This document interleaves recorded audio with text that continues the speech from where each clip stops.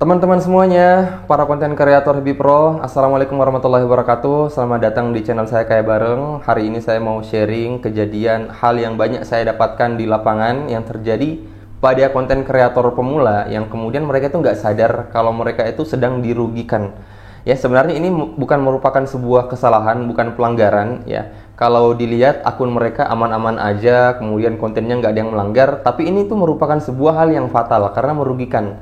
Maksud merugikan ini adalah rugi waktu, rugi tenaga, pokoknya rugi berpikir, rugi uang karena beli kuota selama berbulan-bulan atau sampai bertahun-tahun menjadi seorang konten kreator Happy Pro. Itu nggak bisa dimonetisasi, bukan nggak bisa ya, lama sekali bakalan dimonetisasinya, kemudian juga penontonnya bakalan nge-stuck segitu-segitu aja, dan untuk mendapatkan penghasilan dari FB Pro itu sendiri bakalan lama sekali teman-teman karena kerugian yang dia lakukan ini.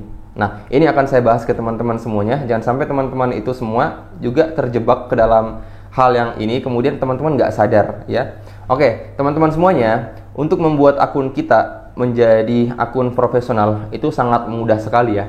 Tapi ketika kita menjalani seorang kreator yang memang ingin menjadi seorang yang profesional, artinya profesional di sini ya, dia menyiapkan konten yang memang menarik untuk para penonton, itu yang susah ya teman-teman, yang susah kita dapatkan. Mereka para suhu-suhu yang bukan jualan ini ya, bukan jualan postingan bintang dan lain sebagainya. Suhu-suhu yang benar suhu, yang mana karya mereka betul-betul bisa dinikmati. Karena kan sekarang teman-teman bisa lihat bagaimana yang dikatakan para suhu itu kerjaannya hanya ngupload foto, kemudian hanya nempel screenshot, ya kan, diberi bintang, kemudian nyuruh interaksi dan lain sebagainya. Kebanyakan suhu-suhu sekarang itu hanya seperti itu ya teman-teman. Tapi suhu yang saya maksud itu yang betul-betul karyanya itu bisa dinikmati, misalnya hiburan atau misalnya edukasi, misalnya juga tentang konten aktivitas rumahan dia yang betul-betul memang dibangun berdasarkan ide dan kreativitas, itu betul-betul bisa kita nikmati ya. Konten-konten seperti mereka itu memang bisa dikatakan bahwa mereka itu kreator profesional,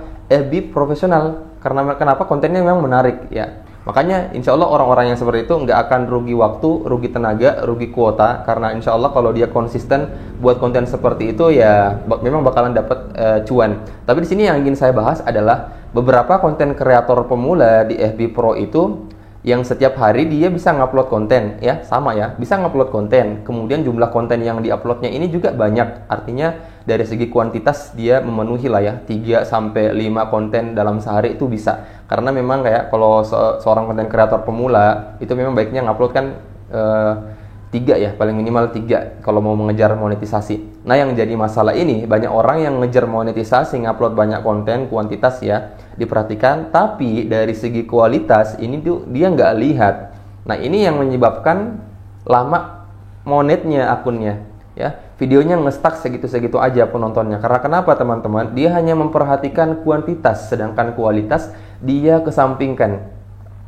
Saya sering katakan ke teman-teman, sebelum teman-teman ngupload video, konten teman-teman semuanya, coba tanyain dulu, kira-kira kalau saya upload ini, video saya ini, ya, apa yang membuat orang bakalan nonton video saya? Apa yang ada di dalam video saya ini yang akan membuat orang itu terkesan, yang membuat orang itu terhibur, atau lain sebagainya? Tanyakan dulu itu teman-teman. Kalau misalnya teman-teman hanya tiap hari ngupload konten sebanyak-banyaknya, 3, 5, atau bahkan sampai 10, tapi teman-teman nggak bisa jawab pertanyaan itu, maka yakin teman-teman bahwasanya teman-teman videonya bakalan nge-stuck segitu-segitu aja.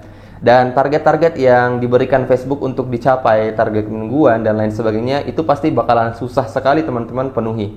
Karena kenapa? Karena orang nggak suka dengan konten teman-teman. Ini mohon maaf ya, saya jujur-jujuran aja sama teman-teman semuanya.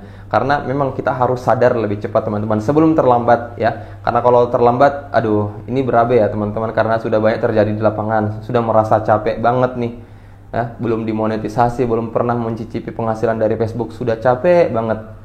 Mau berhenti juga ngerasa rugi ya, ngelanjut juga bakalan gitu-gitu aja. Sebenarnya kalau mau lanjut kemudian mengharapkan tidak begitu-begitu aja, kuncinya hanya satu ya, harus mulai memperhatikan kualitas konten yang kita upload. Nah, ini kuncinya yang harus teman-teman perhatikan.